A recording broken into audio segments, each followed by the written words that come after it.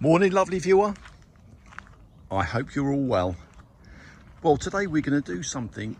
We're going to do something completely different today. I'm going to go around. I'm going to show you the roses, but I'm going to tell you a story. I fancy myself a bit of a storyteller.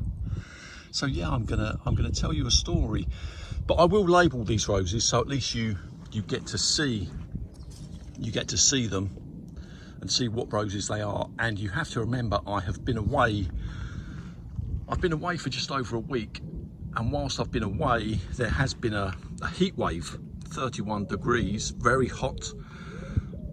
My roses have been abandoned, so they are looking a bit battered, and we're into August now. So the flushes that you're seeing, the roses, they are a bit smaller, but just bear that in mind. But yeah, I'm gonna tell you a story. Now, many years ago, I used to work in central London, and occasionally I would visit a premises in central London. And this premises, it had security, and many of the security guards, they were former Gurkhas. Now, the British amongst you will know exactly what Gurkhas are, but people from elsewhere in the world, they will not know. Now, Gurkhas, these are men who come from the Himalayan sort of area of Asia, mountainous area. And hundreds of years ago, when Britain had an empire, they established that these men from that part of the world, they made ferocious fighters. They were very loyal, very determined, very brave, very disciplined. And they made fantastic soldiers. So back then, the British Army, they incorporated them into the army for their bravery and their loyalty. And even now, hundreds of years later, there is still a Gurkha regiment within the British Army. And when these Gurkhas retire, many of them in this country, they go on to do security work because of their hard work, their pleasant nature, mild sort of mannered people. But ultimately, if a push comes to a shove, you know, they would defend someone or a building with their lives. Very, very brave, very ferocious fighters. Nowadays, you see these people walking up and down Mount Everest on these expeditions. These are the young men who carry the bags up the mountains. These are the people that these Gurkhas are extracted from, and they go on to become Gurkhas, or when they retire, they go back to the mountains as Sherpas.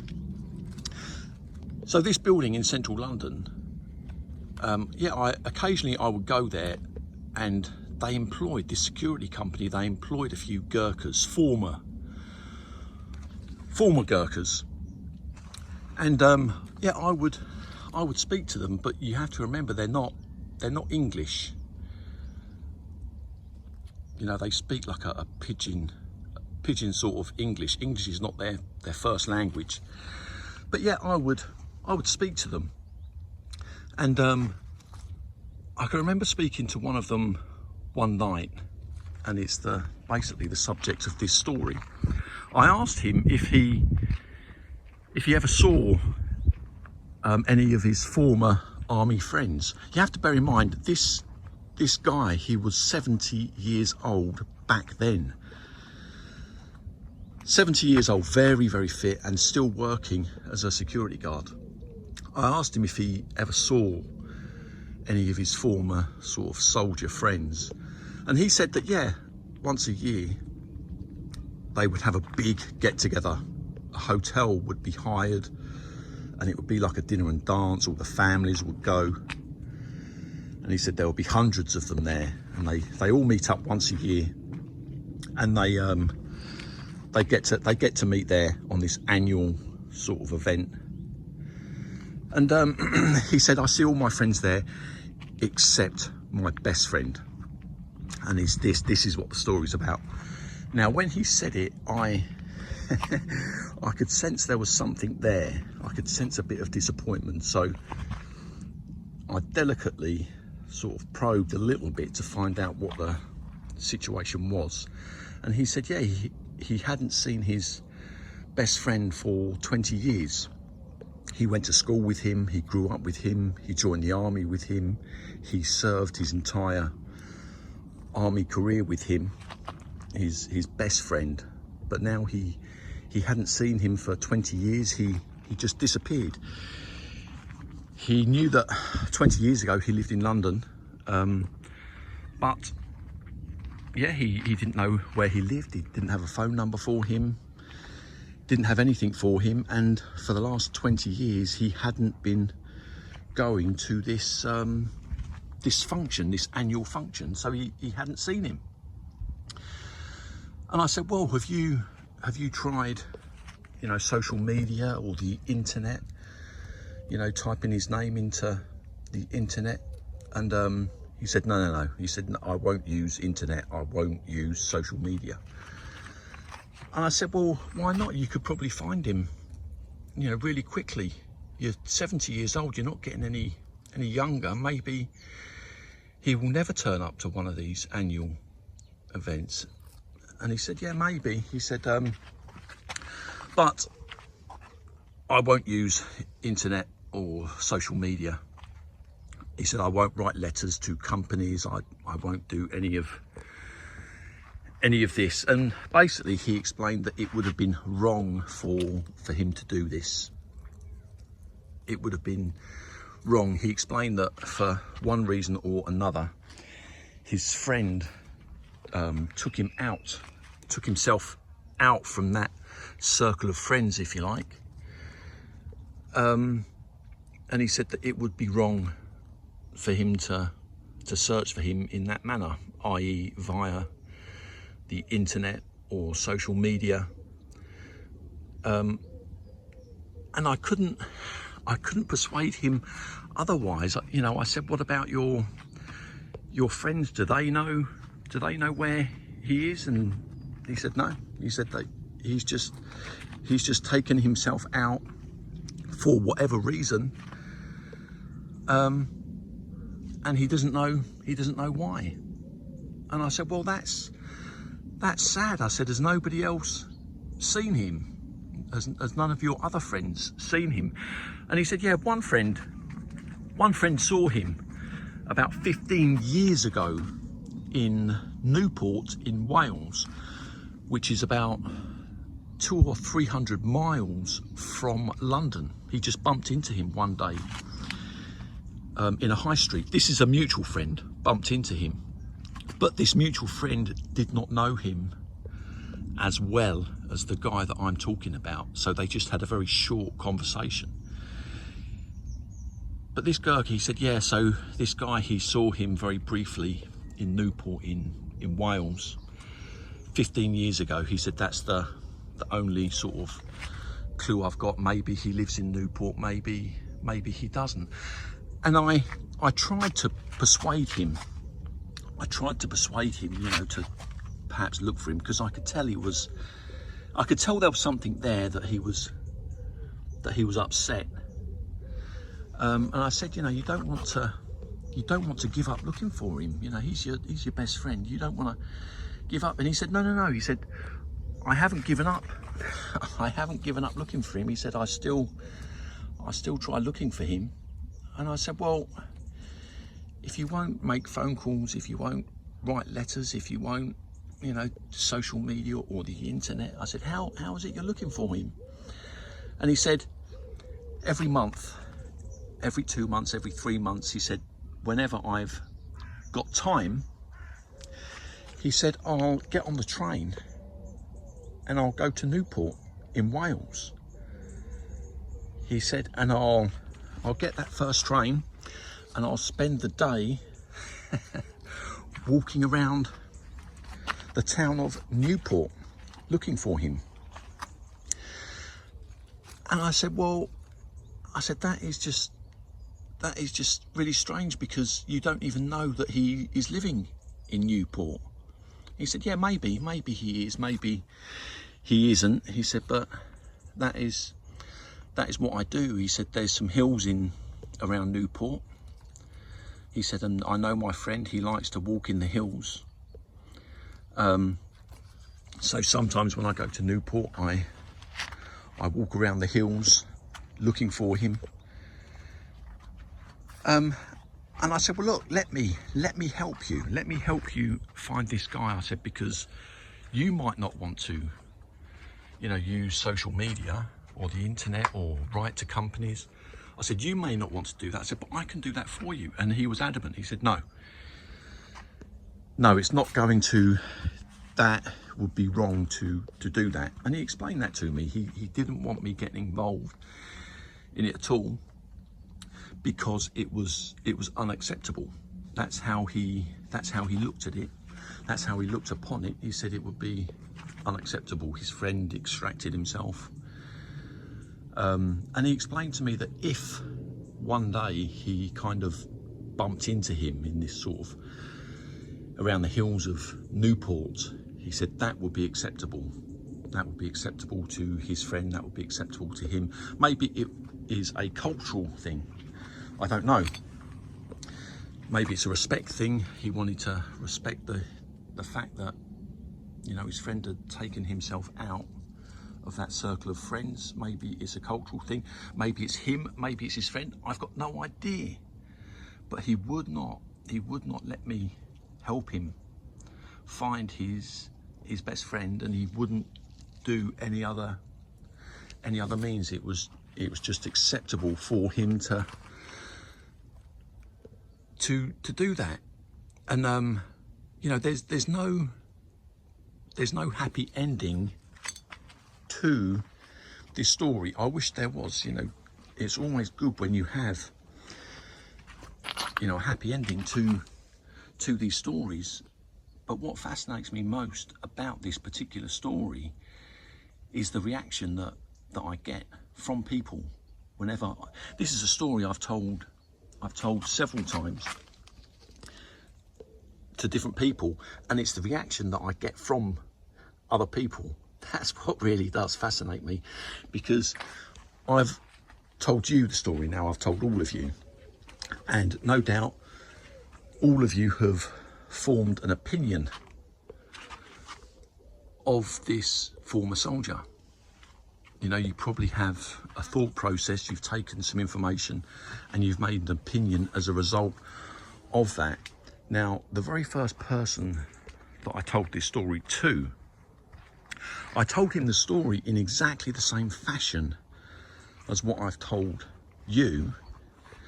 And the first thing that my friend said to me after he heard this story, the first thing he said was, "What an idiot. That guy is so stupid, he's thick. He must have mental health problems. He's so stupid." That's the first thing that he said. And it actually surprised me a little bit when he said that, because when I was there listening to the guy, I didn't think of him as being thick or stupid. What I saw was a great determination. I saw a bond between one man and his best friend. It's a story of compassion. That is how I interpreted it. Now, I'm not saying that my friend who said this guy was thick, I'm not saying he's wrong. We all have different opinions. There is no right.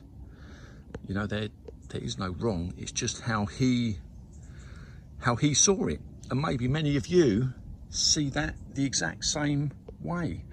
But I think sometimes, especially when people from other parts of the world, these Gurkhas, very, very polite, very, kind-natured, very friendly, very loyal. But sometimes people, they can be so stubborn. And of course, this guy, he was being very, very stubborn in our eyes, but not in his eyes. In his eyes, that would have been disrespectful. So every month, every 2 months, every 3 months, whenever he got that spare time, he would make that journey. He would make that journey on the train to Newport and would just wander the streets all day, hoping to just bump into his best friend. That is a great story, I think.